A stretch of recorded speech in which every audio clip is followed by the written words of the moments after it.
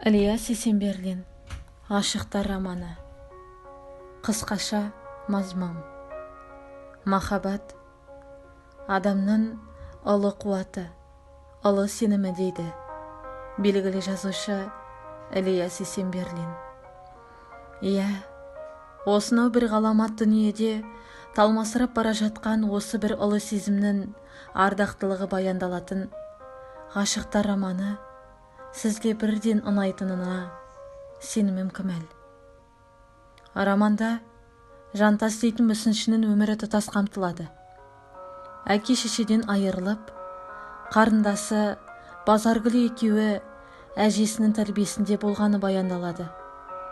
Арман қуып сол кездегі Ленинград қаласындағы Репин атындағы институтқа мүсінші мамандығына оқуға түсу Жантас үшін қуанышты жайт еді.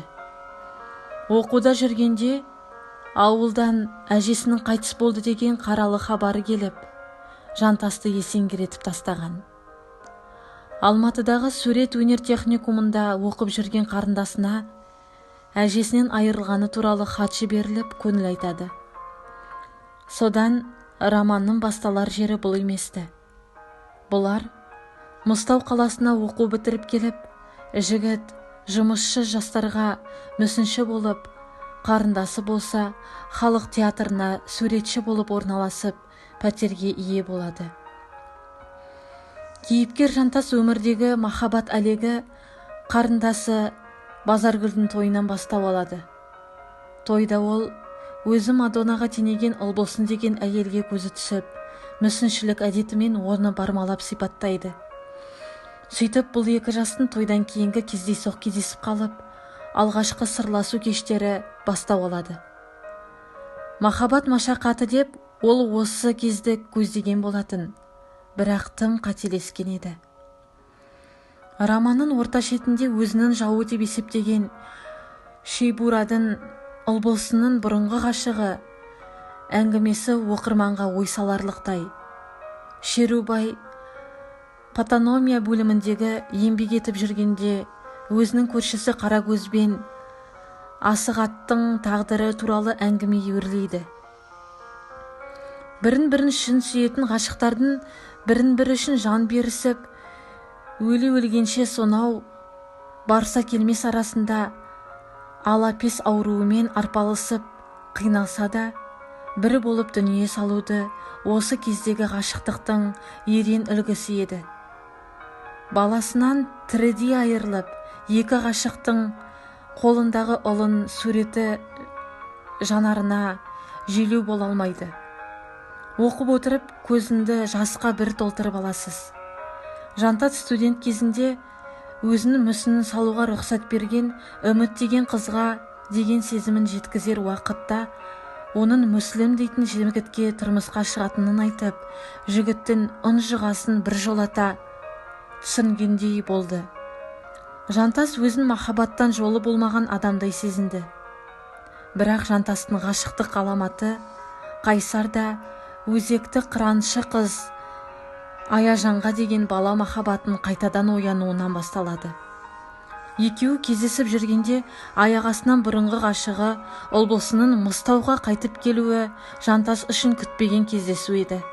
Бірақ та ұлбосын тектілікті танытып, екі ғашықты жайына қалдырған. Жантас пен бұрынғы сүйгені Шерубай екеуіне қалдырған хатты оқырманды бей-жай қалдырмасы анық. Тек оқуыңыз керек. Бала ғашығы Аяжанға деген махаббаты қайта оянып, үйлену тойына 10 күн қалғанда ұлбосының жерлеу кезінде болған оқиға жан түршігерлік еді. Аяжан өзінің жұмыс істеп жатқан жеріндегі салынып жатқан мектепті кранның аман алып қаламын дегенде, ерлік оны екі аяғынан сал болып аурухана төсегіне танып тастады. Осы кезде Жантастың өмірінің астан-кестені шыға бастаған. Біраз уақыт өткеннен кейін Аяжанды өзінің достары мен сүйген ғашығы Жантас ауруханадан шығарып, сол күні кішігірім дастархан жасап, бұрын ойластырған тойларын атап өткен. Міне осы кезде Жантастың жұбайлық өмірінің қиын тұстары баяндала бастайды. көршісі Зүлфияның баласы Еркежанның туған күні деп сылтаумен үйіне шақырып алып, бұны бір мүсәпірге тенегені сіздің де ашуыңыз келтіреді. Оның арам пиғылын бұған деген лас нәпсісінің белен алғаны екеуінің онаша үйге шақырудан бастау алады. Дегенмен Жантас жарының алдында берген уәдесін берік ұстанып, көрші әйелдің айтқанына ермей, үйден бір жолата шығып, енді араласпады. Қандай ерлік! Зымиян әйелдің қақпанына түспей, сертіне беріктігі оқырмандарымызды таңдандырары анық. Жантас өзінің мүсінінің туындысын жасау барысында көп қиындыққа кезіге берді. Әрине, үйінде екі аяғы сал жұбайы жатыр, ал бұл мүсінін бітіру ниетімен студент кезіндегі қызы Үміттің үйінде мүсіннің келбетін жасаумен шұғылдануда. Иә, сізде мынандай ой туы мүмкін. Мүсінді неге Үміттің үйінде жасау керек деген? Осы романнан оқып түсінесіз. Аяжан екі аяқтан қорлық көрсе де, бұрынғы жұмыс істеген жерін, кранын сағынды.